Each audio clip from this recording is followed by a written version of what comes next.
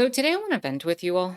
I want to vent to you all. I want to share my frustrations with the current political realities that we're experiencing in the United States and the slow drip that we're experiencing into a deeper form of fascism that is going to lead to a lot of people potentially getting hurt. Um this is going to be just an overview of some of the things that have been going on with talking about like Biden and the Democrats and the Supreme Court and the entire situation going on there, as well as some of the frustrations I have with Project 2025 and the potential of a Trump presidency and what that will entail. And I don't expect it to be as coherent as I normally do, so I hope you'll bear with me on that journey. But I'm frustrated. I am Let me start with this. As an anarchist, my goal in the coming months, outside of the usual, wanting to see certain types of organizing happen and, all the things that we do, right? The thing that I want to see come from this election cycle, at the very least, is Trump to not end up in the White House. Why? Well, because I think personally that if we are going to see a Trump presidency, then we are going to see a lot of our friends and family members deeply hurt in ways that are can't possibly be fixed. I can't speculate or go into details on what I think is specifically going to happen for a lot of reasons. Um, but it's not good. It's not good. I am genuinely concerned for the well-being of some people that I very much value and care about. Um, yeah. And so, I'm spending all this time realizing that, Trump is going to enact a lot of these policies, right? That's Project 2025. And so, what's the number one way to pull the self defense and stop him? It's to preserve the status quo of the Democrats, more than likely, and to vote for whoever they put in as candidate. Well, that means Joe Biden. And so, what did I do? I spent time watching the debate, kind of seeing how I can analyze this and figure out where he's coming from and what's going on there. And what I saw was an absolute disaster. I was shocked. If you go and watch that video I posted last week, I don't look happy. And I went back and watched myself in that video, and I am making faces that I don't usually make in my videos. I'm usually quite collected in what I'm talking about, even when I'm frustrated or angry. um, I was just losing it.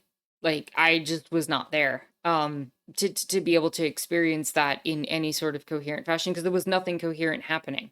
It was a school ground playground match between two people, one who was just saying rubber glue back to you the entire time, and the, president of the United States currently was not able to keep his train of thought together. And so there's been this campaign over the past week to kind of push everything and push the narrative that Biden can function and he is good and he's doing wonderfully. And he just had a bad night. He just had a bad night. Let it go, let it go. And then, yes, like yesterday at the time of recording this, he just called Putin the president of Ukraine, and he referred to Kamala Harris as Vice President Trump. And it's like what I said during the debate. When Biden is there, and he's effective, and he's going to be as good as he's always been from that liberal Democrat perspective. But when he's in those moments, he is not himself. And honestly, I just wish they would let him rest and or retire at this point and just go about what he needs to do and put somebody up there who actually can fight back against Trump and call him out for his fascistic rhetoric and call him out for the stuff he's saying. I wish they would take a stand at not trying to toe the party line and keep things respectable and, well, it's his turn. No, there was a lot of implications that I think a lot of us had going in, that he was going to be a one-term president, that they were going to make the smart decision at the end when it came down to it. And no, no. I don't know, maybe something will change over the coming weeks or whatever. I couldn't tell you, at this point. I don't know what's going on behind the scenes and behind closed doors in the Democratic Party. That's on them to figure out. I've got more important things to be doing. That said, I really hope they make the decision to change out Biden for somebody who might pull better against Trump and might do better against Trump. Because as it's standing, I'm just genuinely concerned that he's going to lose. And if he loses, we'll talk about that, right? We'll talk about the repercussions of that. But part of that comes from the Supreme Court. Now, I already don't have a fond opinion of the Supreme Court. I think that throughout history, as a student of history, who has researched cases by the Supreme Court and their historic precedent, maybe not their legal precedent, but their historic precedent, right? As somebody who's practiced in that, the Supreme Court has, for most of its history, been a conservative body, right?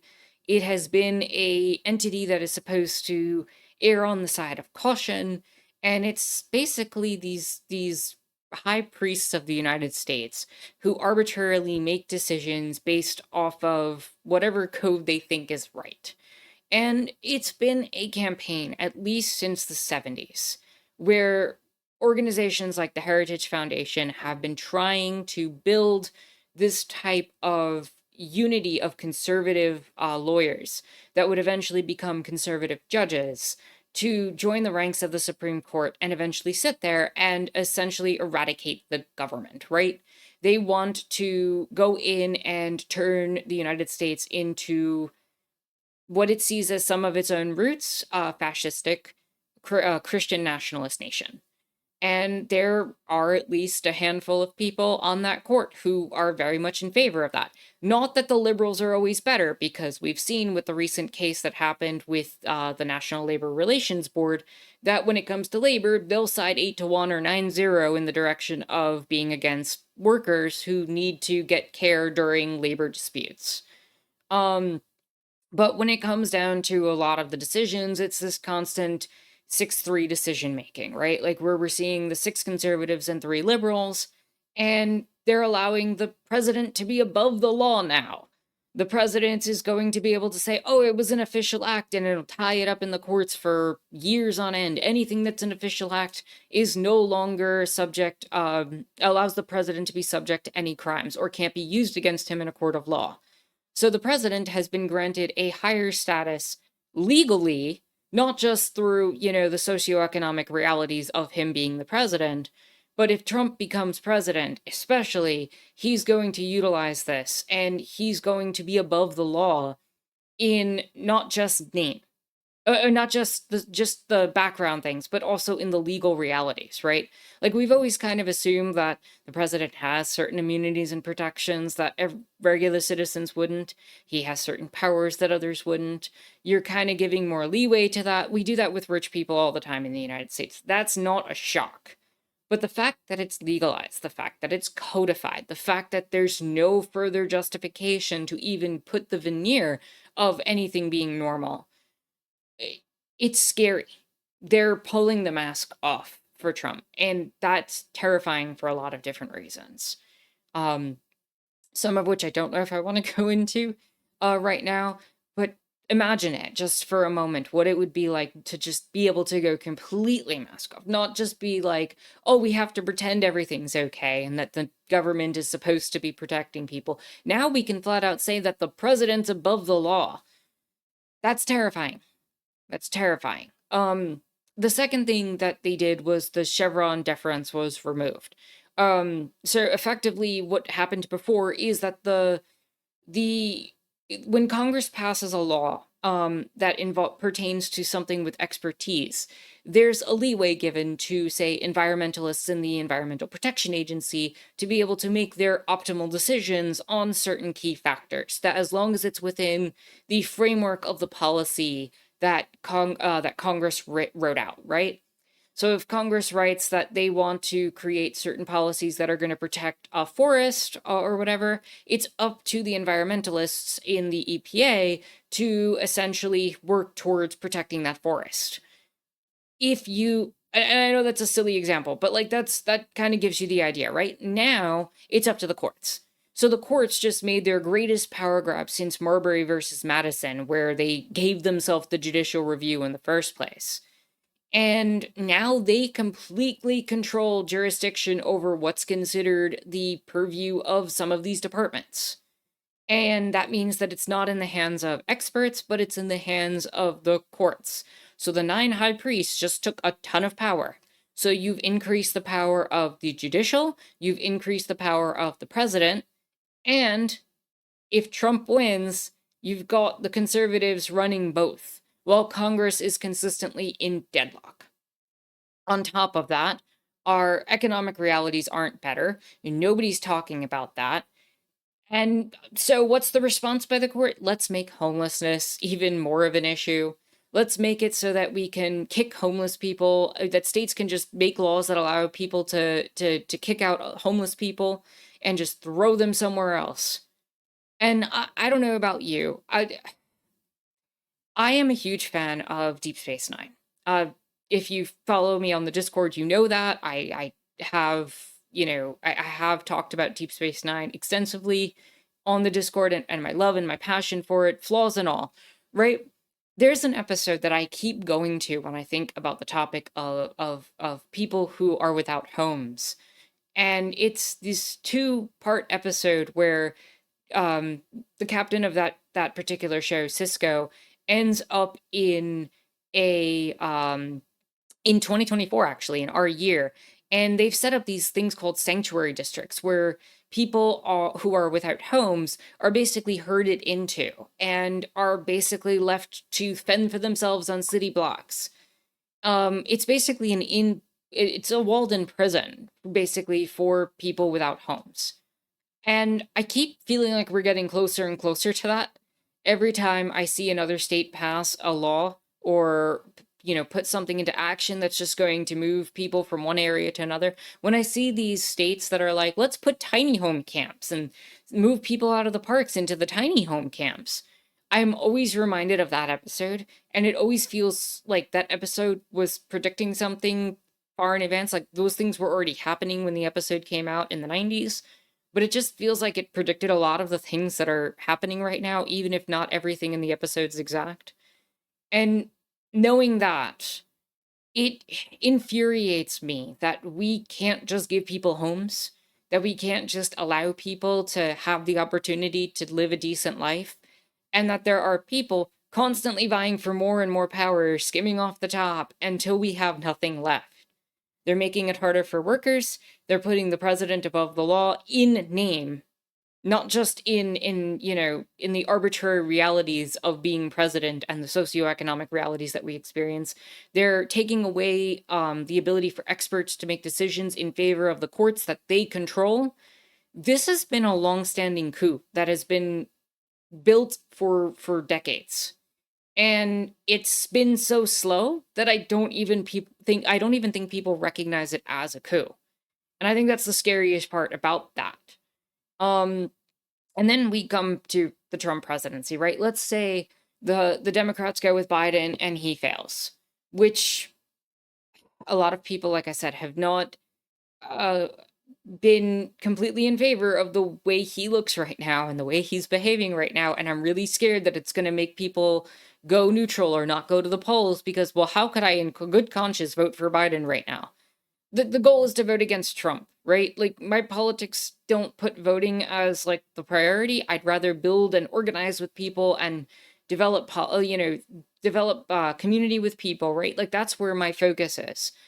But this is us pretty much with our backs against the wall at this point, because Project 2025 is going to be one of the most vile things that we have ever seen if it does in fact get to be enacted. Trump in 2016, I don't know if they fully knew what they were doing then. I don't think Trump fully expected to get elected. um he certainly didn't have the support behind him or the people behind him.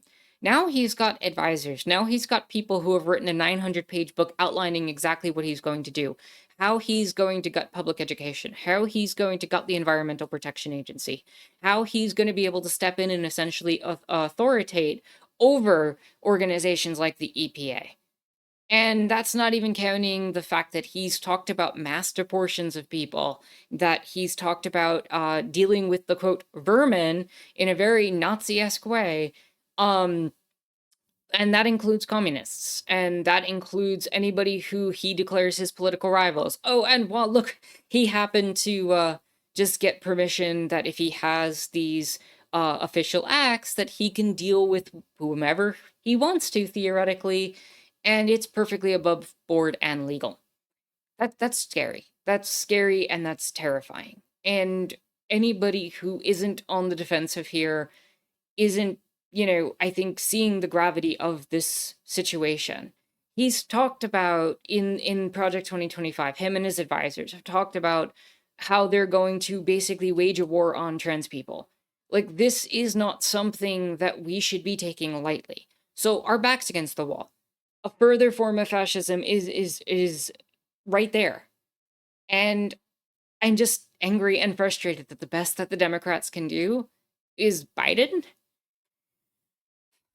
Like, I don't like Biden. I don't want to pick him. I don't want him at all. But could the Dems just give us something better, something just to hold on to, latch on to, something? Because I don't know if he's gonna make it. I don't know if he's gonna make it through. I'm hopeful, and I'm gonna encourage everybody I know to go out and vote for him if that's who the Dems put out, simply for the fact that the alternative sucks, but this isn't working. This playing defensive every 4 years isn't working, and it's getting real frustrating and real scary, because the minute we slip up once, we've got a full-blown dictator in power, and then what? And then what? So I hope you were able to get something out of my rant today. I needed to deal with all this. There was just a lot of topics to talk about and a lot of things. And if I had spent all the time making a video for the labor and organizing stuff, the president being above the law, the Chevron deference, the homelessness issue, Biden, the going-ons and happenings of Project 2025, how many videos would that have been? And I can't get it out fast enough, and I can't write fast enough for the stuff that's happening. So I just needed the space to clear my head and just kind of put it out there. If any of you want to see me talk about any of these specifically, I have no problem going back and covering one or multiple of these, but I just needed to get my thoughts out and just put out my anger, because I think we all have a deep right now to be very, very scared and angry at what's transpiring. So with that said, my name is Anarchist Tara. Thank you so much for watching.